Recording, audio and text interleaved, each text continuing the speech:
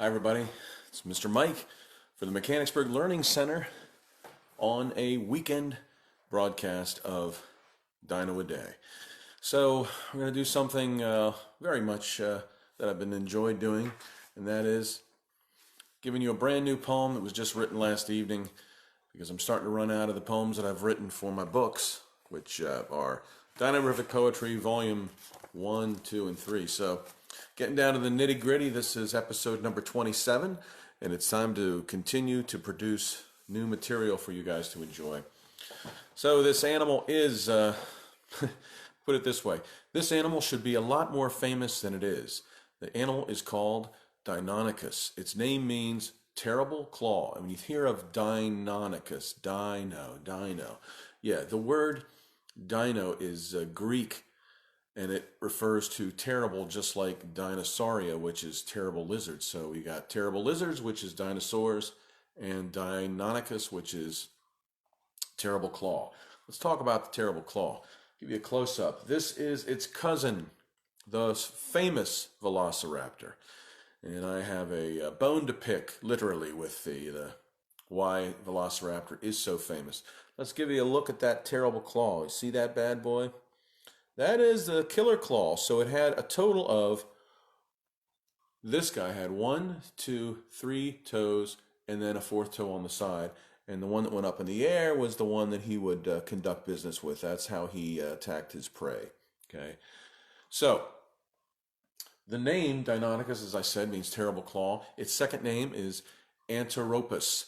Deinonychus anteropus. So let's give you the reason that they gave it its second name. We know now that Velociraptor was completely covered in feathers. We know that most of the raptors that they identify, at least the scientific community identifies, were covered with feathers. There hasn't been conclusive evidence yet that Deinonychus was covered in feathers, but we are 99.99% sure that it did have feathers, probably completely covered in feathers.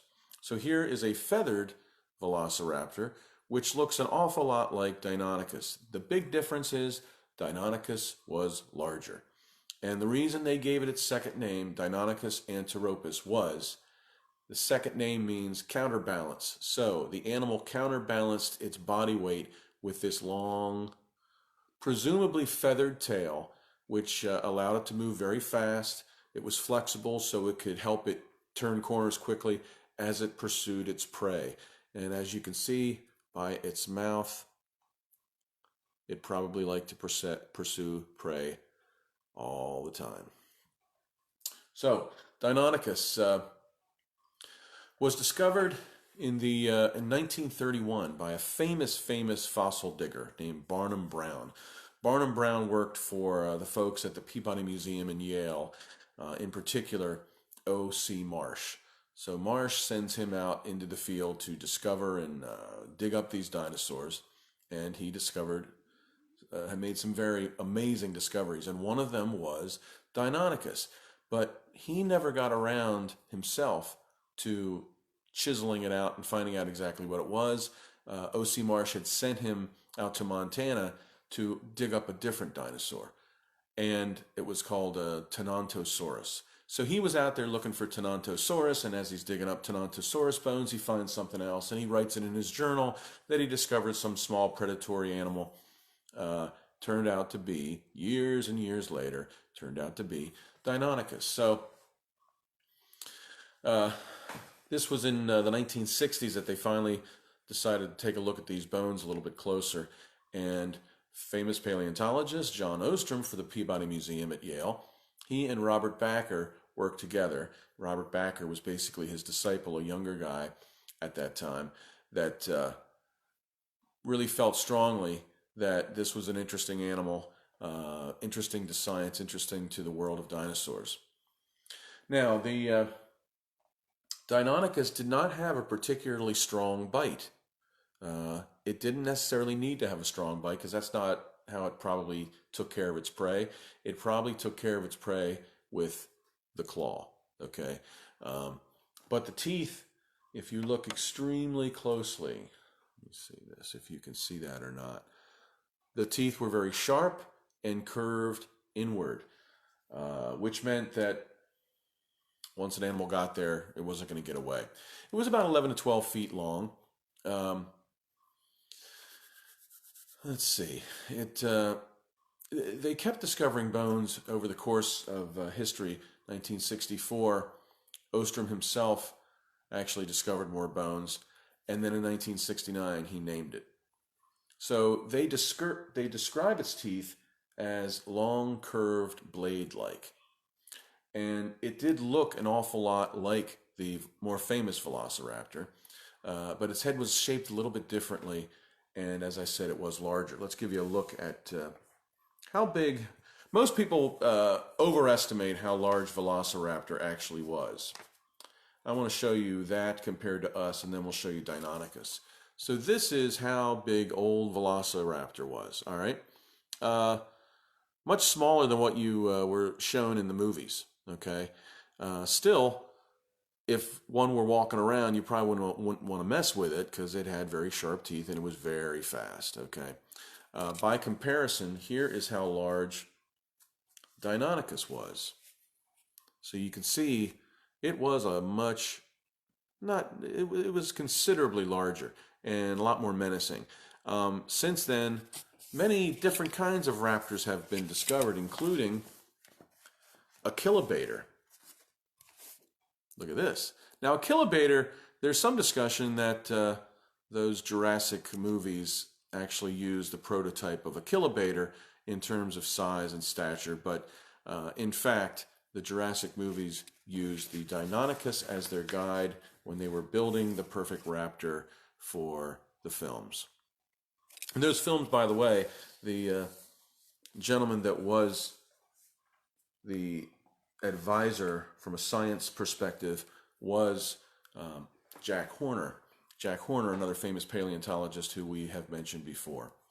So this animal, I believe, needs to be a lot more famous. Deinonychus, it was the star of the Jurassic Park movies, but no one really ever heard that name. If you would like to see these animals, the Deinonychus is available on display at the Peabody Museum on the campus of Yale in Connecticut. So here, just recently written, is my story of Deinonychus for you. Thanks for sharing these videos. Thanks for checking me out on YouTube at Mr. Mike Sgrignoli. Thanks for watching the videos. Thanks for sharing them on Facebook. And once again, thank you to the Mechanicsburg Learning Center for making this all possible. Here's the story of Deinonychus and why I think it should be a lot more famous. Some dinosaurs become the stuff of legends when they're found. The public is intrigued when they emerge from ancient ground. And yet there are those beasts that seem to never get acclaim, while other dinosaurs become a worldwide household name. And this is what has happened to the beast Deinonychus. His cousins are well known, while he remains anonymous. He certainly deserves to be more famous than he is, but Hollywood has snubbed him. I presume that that's showbiz. So those Jurassic movies that lit up the silver screen decided to portray a different one in every scene. And though it was Deinonychus they featured in the flick, Velociraptor's name was catchier and pretty slick. Deinonychus deserves to have more people know its tale of how it made its way from South Montana straight to Yale.